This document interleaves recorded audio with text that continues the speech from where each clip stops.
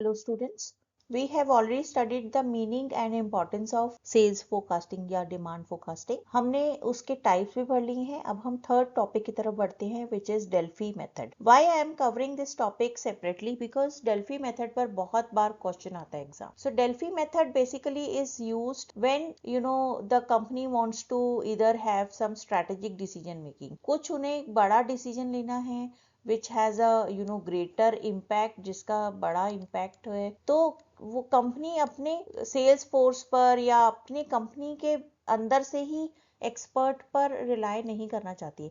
Company चाहती है कि अलग अलग फील्ड से लोग आएं और इस पर हमें राय दें अपनी, क्योंकि ये कुछ बड़ा बात है तो डेल्फी मेथड यूज किया जाता है. That is why this method is said to be an important method. So it is particularly useful for forecasting strategic planning. जैसे कि कोविड के समय पर जो है सरकार ने हमारी डेल्फी मेथड यूज करके अलग अलग एक्सपर्ट्स की बैठक हुई थी, मीटिंग हुई थी और फिर पॉलिसी बनाई गई, रिस्क असेसमेंट किया गया. ठीक है, तो इसमें बहुत सारे, जैसे मान लीजिए कुछ डॉक्टर्स होंगे उस मीटिंग में, पैनल में, है ना, कुछ जो है साइंटिस्ट होंगे जो अपनी राय देंगे. इसके अलावा कुछ जो फार्मास्यूटिकल कंपनी के एक्सपर्ट्स होंगे, जो कि फार्मासिस्ट, जो कि अपनी राय देंगे, है ना. तो इस तरीके से अलग अलग लोग जब उस मेथड, फिर इसके अलावा अलग अलग गवर्नमेंट डिपार्टमेंट से जो है एक्सटर्नल अफेयर्स ये वो सब होंगे.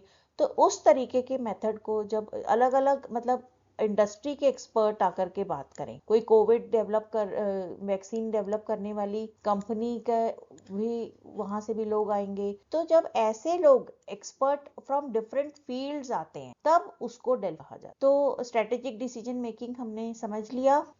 मैं इसको एक बार रीड कर लेती हूँ. Companies and organisations use the Delphi method to make informed decisions by gathering expert opinion on future trends and market conditions. तो एग्जाम्पल हमने समझ लिया है. Now we will move towards the trend analysis. कई बार किसी चीज का ट्रेंड देखने के लिए, या टेक्नोलॉजी चेंज हो रही है, या कुछ ऐसी चीज जो नई चीज, हेल्थ केयर जो बहुत इंपॉर्टेंट है, या कुछ इकोनॉमिकल डिसीजन लेना है, पॉलिटिकल डिसीजन लेना है, तब भी वो लोग डिफरेंट डिफरेंट एक्सपर्ट्स को बुलाकर मीटिंग करते हैं या उनके ओपिनियंस लेते हैं. That is also Delphi method. Policy बनानी है कोई बहुत बड़ी, तो उसके लिए डेल्फी मेथड यूज होगा.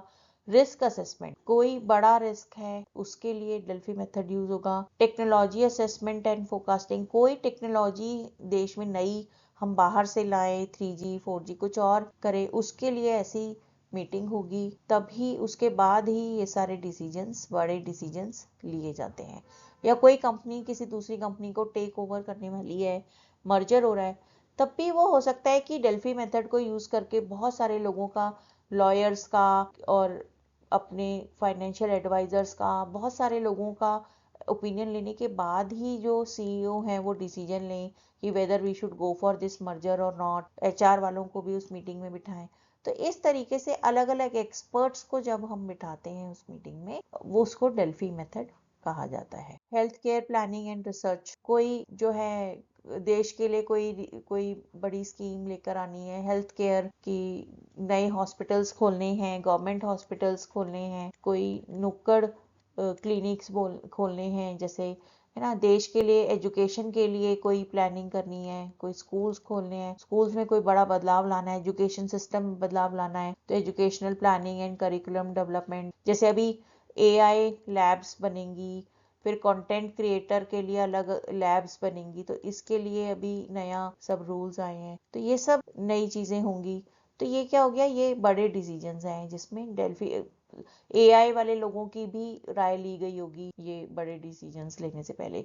एनवायरमेंट प्लानिंग है, उसके लिए जो है अलग अलग हेल्थ केयर एक्सपर्ट से, अलग अलग एनवायरमेंटल फॉरेस्ट डिपार्टमेंट के लोगों से, अलग एरिया के लोगों से ली जाएगी राय. देन पब्लिक ओपिनियन एनालिसिस, अगर कोई ऐसा जिसमें पब्लिक ओपिनियन की ज़रूरत है, लोगों की ओपिनियन, तो अलग अलग क्षेत्र के लोगों से उसमें ओपिनियन ली गई, तो भी या पब्लिक ओपिनियन लेने की जरूरत है कि लोग क्या इस बारे में क्या समझते हैं, तो वो भी उसमें सिर्फ पब्लिक की ओपिनियन नहीं होगी, एक्सपर्ट्स की ओपिनियन होगी, that will also fall under Delphi. फिर डिजास्टर प्रिपेयर्डनेस, अगर कोई बहुत बड़ा डिजास्टर या कोई पोटेंशियल प्रॉब्लम आने वाली है, उसमें भी सरकार या कंपनीज अकेले डिसीजन नहीं लेती हैं, वो बहुत सारे एक्सपर्ट्स को के साथ मीटिंग करती हैं और फिर डिसीजन लिया जाता है। बिजनेस फोरकास्टिंग के लिए भी कई बार companies if they want to launch a new product, entirely new technology, कुछ ऐसा करने वाले हैं जो बहुत ही नया और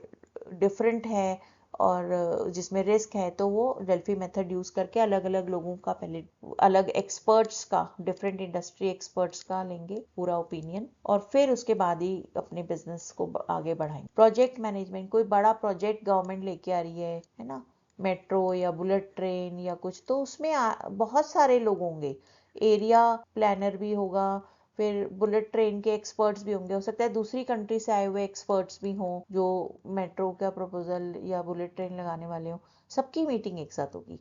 देन फाइनेंशियल स्ट्रैटेजीज, कोई फाइनेंशियल स्ट्रैटेजीज बनानी है देश के लिए या अपनी पूरी कंपनी के लिए, बड़े लेवल पे या मल्टीनेशनल लेवल पे कंपनीज को डिसीजन लेनी है, then also they will use Delphi method.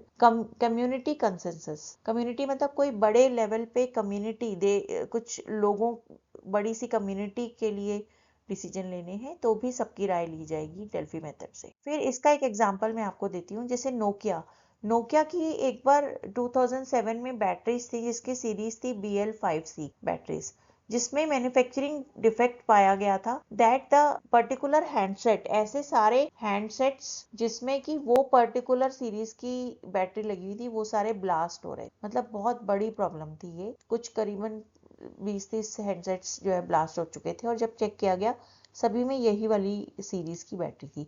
तो कंपनी ने डेल्फी मेथड से मीटिंग बुलाई, जिस कंपनी ने उनके लिए बैटरीज बनाई थी उनको बुलाया, अपने एक्सपर्ट्स को बिठाया बाहर से, और फिर कंपनी ने डिसीजन लिया कि हम रिस्क नहीं ले सकते विद आवर कस्टमर्स की, अगर और हैंडसेट्स भी ब्लास्ट हो जाएं, तो उन्होंने डिसीजन लिया कि हम सारी बैटरीज चेंज कर दें। तो सारी बैटरीज चेंज करने के लिए उन्होंने न्यूज़पेपर्स में और आज तक वगैरह नेशनल न्यूज़ चैनल्स में न्यूज़ दी कि आप अपने जो है इसका बैटरी चेक कीजिए अपने मोबाइल की निकाल कर, और फिर आप देखिए कि अगर ये वाले सीरीज की बैटरी है आपकी, तो आप जो है नियरेस्ट डीलर्स की पूरी लिस्ट आ गई अगले ही दिन न्यूज़पेपर में, वहां पर पहुंचकर आप अपनी पुरानी बैटरी जमा कीजिए और नई बैटरी ले लीजिए 2-3 दिन के अंदर। तो ये क्या हुआ, ये एक बहुत बड़ा रीजन, बहुत बड़ा प्रॉब्लम था। नेशनल लेवल पे बैटरीज को चेंज करना, एक सही तरीके से कस्टमर्स को इन्फॉर्म करना that we are concerned about you, panic ना करें, तो यहाँ पर इस तरीके की चीजों में डेल्फी मेथड यूज किया जाता है और यहाँ पर भी किया गया था। तो ये उसका एक रियल एग्जांपल है। Thank you, I hope you have understood it. Happy learning.